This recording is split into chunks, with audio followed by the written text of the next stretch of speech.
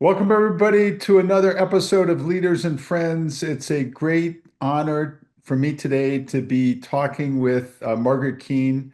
Margaret was my colleague for many years at GE, super successful leader. She led the Synchrony spinout in probably 10 or 15 years ago now. It's amazing. Uh, 11, 11 years. 11, yeah, successful run there, retired, couldn't stay retired, and now is a leader of a small kind of financial services. You do background checks, right, Margaret? It's background checks for, we're big in healthcare, Yeah, financial services, transportation. but really one of the best leaders I know. We're going to have a great conversation today. So, Margaret, thanks for joining us. Thanks so much, Jeff. Yeah. So let's start with the Synchrony story. You were a happy, successful GE leader. You wake up one day, we tell you, gosh, Margaret, we got to spin out your business. And you took that, you gave it a name, you built a team, a culture, a board. Just take us through that journey. Yeah, I think, well, definitely shocked when all that happened at GE. Woke up one morning, like you said, and then really thought to myself, okay, how do we do this? I'd say a couple of things. One was, you know, we had the incredible support of GE to make that IPO happen. If you know this better than me, it was coming out of the financial crisis. We were one of the first banks to, spin out of a bigger company. We had massive regulatory oversight. I mean, probably more than anything. And I think that whole process was very difficult, to be honest, because I had the pressure of GE wanting me out. I had the pressure of the regulators saying it's going to be on our pace.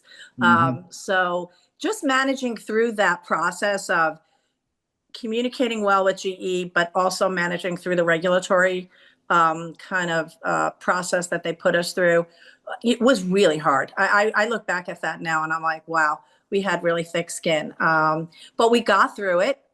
We had a kind of somewhat successful IPO. I don't know if you remember that day. Hmm. I don't know, something happened in Argentina, and all of a sudden I It was a started off lousy morning, day. everything Exactly. was green, Yeah. and then Yeah. it all turned red. I'm like, they're doing my makeup to go on CNBC. I'm like, what's happening? I was like, what is happening right now? And people are like chiming to me, like, say this, say this, say this. Uh, Yeah. and it was all like incredibly new. Like I do a lot of coaching now of new CEOs, and I said, look, I had very little training on being a public CEO, and I think you do figure it out. The first year is extremely challenging, but I was blessed to have a great board who supported us.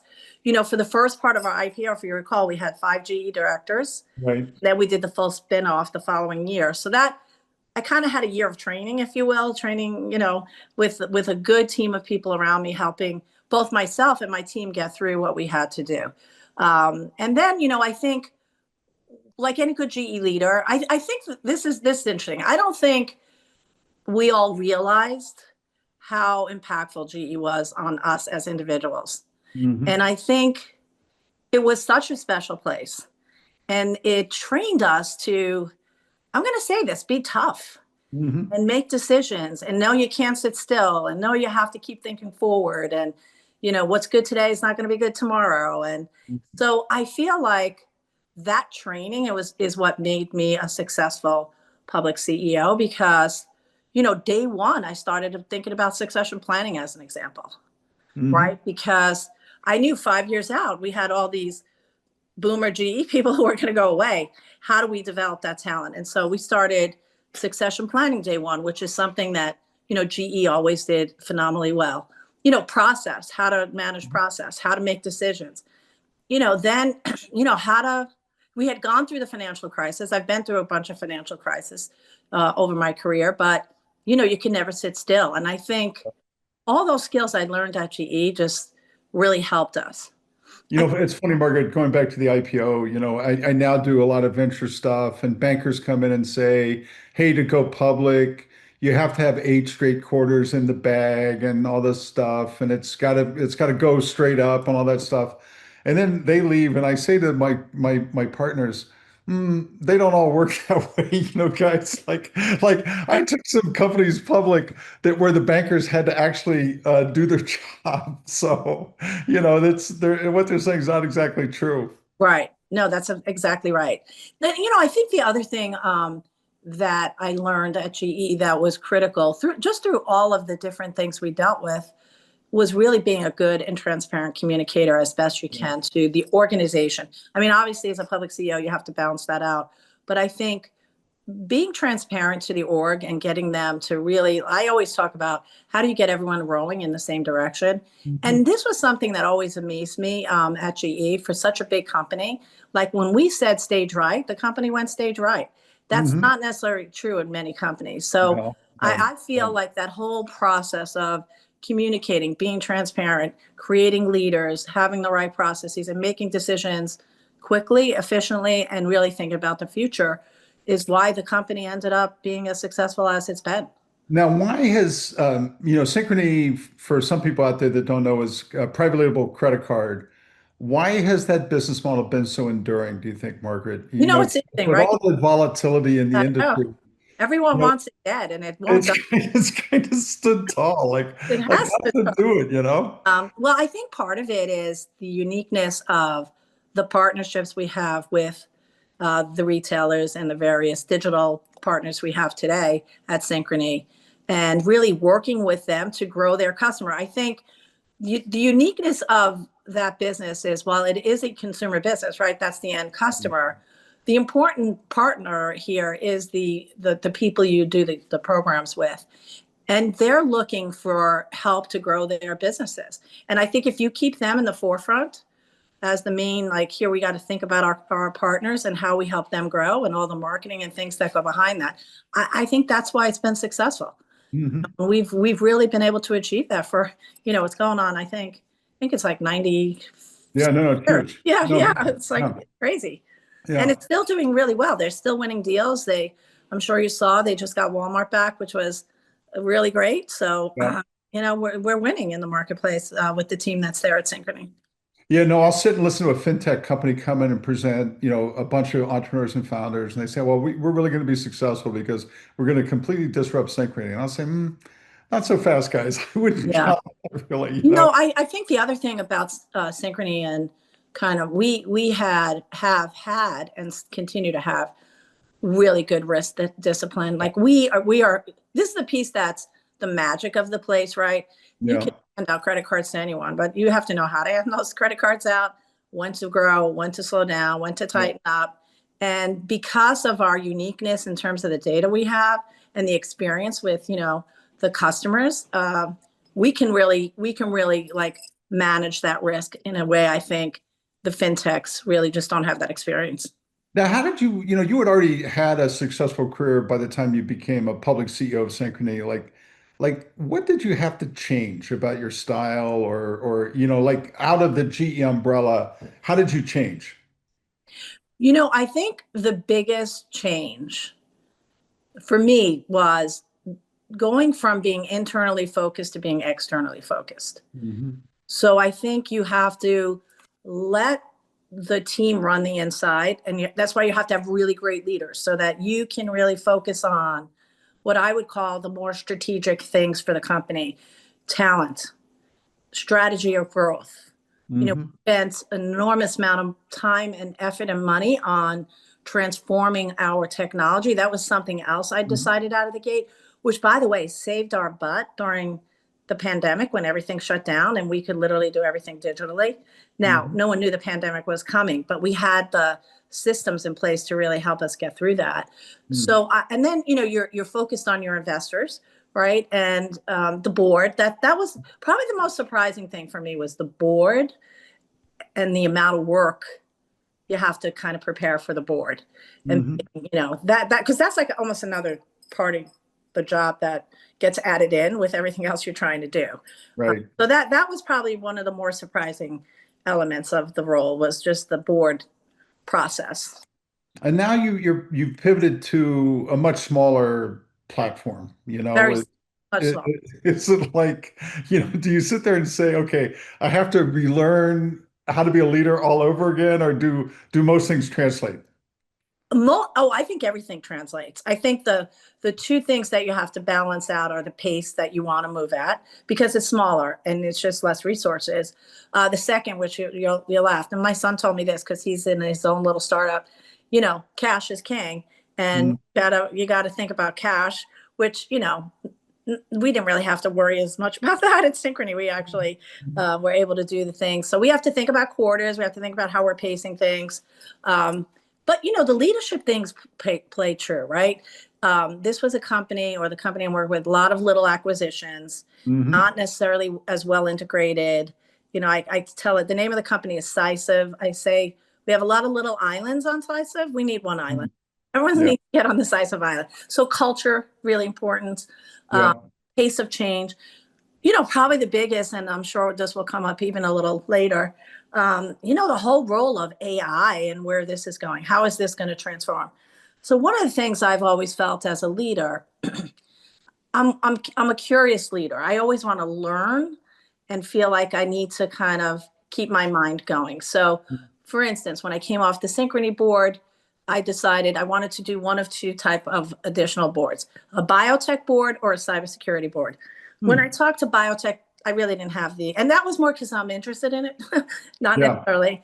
Yeah. They more or less said to me, "Look, you really have no experience in biotech. You're probably not going to get anything." It's interesting, Margaret. Like when I joined NEA, I did it mainly for healthcare.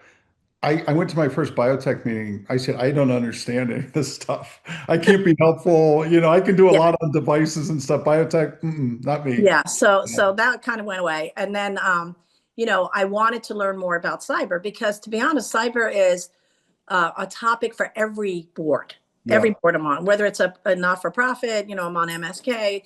I'm head of audit there, and cyber is important. University board, cyber is important. Mhm. So I've been intrigued, and that's another whole language. But at least I'm learning, and they're new CEO, so I can help the CEO. I Mhm. can bring something to the table. But I like learning, and so I think that's really important. And so now my new kind of two areas I've been zeroing in on, just because I think the world's changing. What does AI really mean? What does robotics really mean? How's the world really going to transform? What does that mean for my company, the company Mhm. I'm running now? And then, I think the other area is crypto, right? I mean, and how does all this come together? Well, let's pivot there. Let's take it up to financial services, one of the most essential industries. You've lived it for decades. What does AI? How profound do you think AI is really going to be in financial services? I think it's going to be profound in all industries. I Yeah. think what's easy on the AI front, right? We all know, oh, call centers are probably going to transform, right? We're going to be getting our answers from, some kind of bot's already happening. I think where the intriguing part comes in my opinion, is how do you use AI in other functions? So if you Mhm. think about, I always think about, and obviously GE did this, when you close your books, you have a zillion people like double checking, Yeah. triple checking numbers. And, the reality is, you're not going to need that anymore, right? Because someone's going to be able to hand this stuff off and the bot's going to check it all out. So think about that implication. Hiring. But I think the more interesting piece of AI is how do you use it to grow?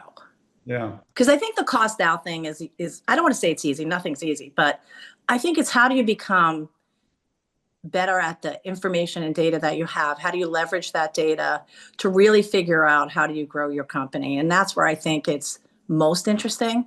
Even incisive, I think about, okay, we have to think about in the future people who are going to be fake. It's showing up more in fake people, right? How do Mhm. we use AI to combat against the AI in a way of fake identities? And everyone's had these North Korean problems where people are showing up and they're somewhere else. These are real problems when you're trying to hire people. So how do we think about that for my company in terms of leveraging it the other way? Yeah. Yeah. I think there's huge transformation coming. How fast it is, 5 years, 10 years, but it's coming. And, Yeah. I had someone tell me that when it took 40 to 45 years for the Industrial Revolution to really have an impact on business. That's how long it took before the factory really changed. Hmm. I think this is going to be much faster. And I think as leaders, not only do we think about how we implement what we do and all that, the employee implications, the cultural implications, all of those are big things that I think new CEOs have to really be thinking about. Yeah. No, and I think kind of along the lines of what you just said, Margaret, like, we probably invested $100 billion in ERPs and CRMs and all those things. They didn't really change the company. In No. other words, they were good for compliance or whatever. Yeah. But AI has a chance to really differentiate companies in a Yeah. big way, and so I view it as being really different. How about crypto? There's probably um, somebody makes the argument that with blockchain and or crypto, you don't need credit cards anymore. Nobody will pay fees in the future, stuff like that. I mean, where do you think Look, crypto? I do think crypto will transform the banking system and make it more transparent, faster. I think you'll be able to do cross border more easily. But there's still big unknowns, right? There's still big unknowns in terms of fraud. The banks are heavily regulated, so it's going to take a while for them to get their arms around it.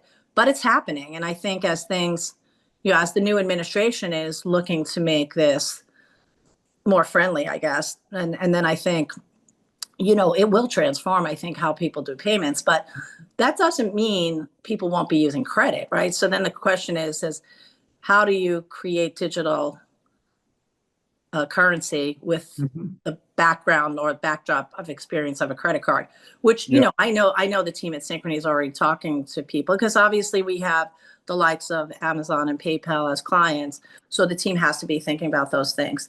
But again, yeah. I think it's definitely happening. We'll continue to transform. I think the question is how fast do the regulators allow banks to play in this space? And then what space do they just to stick with the stable coin? I don't see them going into Bitcoin. Yeah. I don't think they're going to be playing around with all those other currencies. I think it just creates too much uncertainty and maybe risk that we don't know.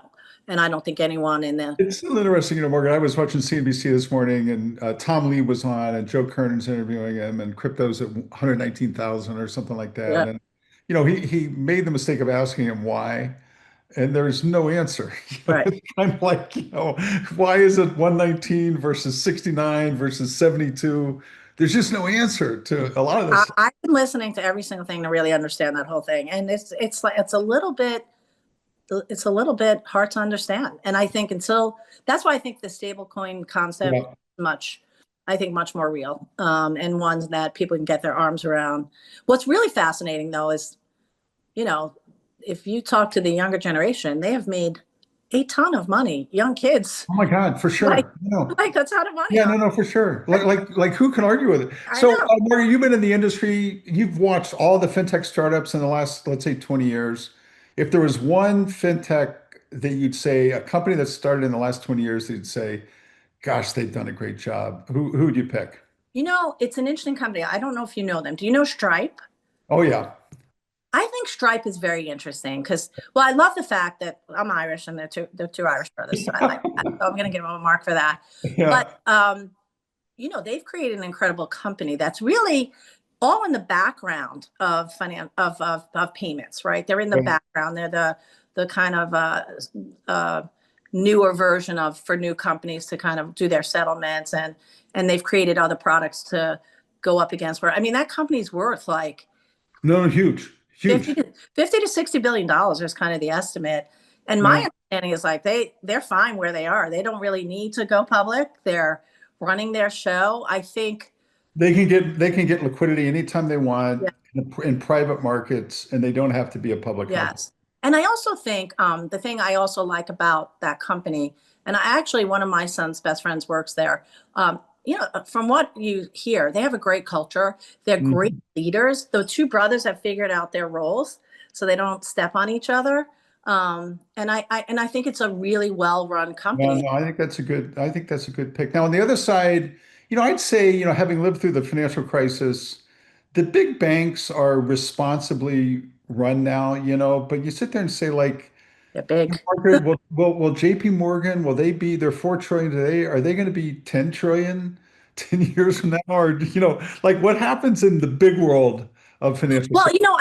I think the other side of that is interesting right now, Jeff, because if you look at the private credit markets, which I think the big banks are going to be what they are, maybe they grow a little bigger. I think more interesting question is Mm, this private credit market that got created post crisis, which right. really funny when you look at it. It's almost all the stuff GE Capital used to do No, for sure. No, that no, look, like the yeah. bank couldn't pick up because Yeah, no, they didn't our mistake let was the balance sheet, like us. wholesale funded, one big pool. Yeah, But what Blackstone and those people have done, or Apollo, has been just what GE Capital used to do. they're exactly. And I think that's the bigger question because that's a big market right now.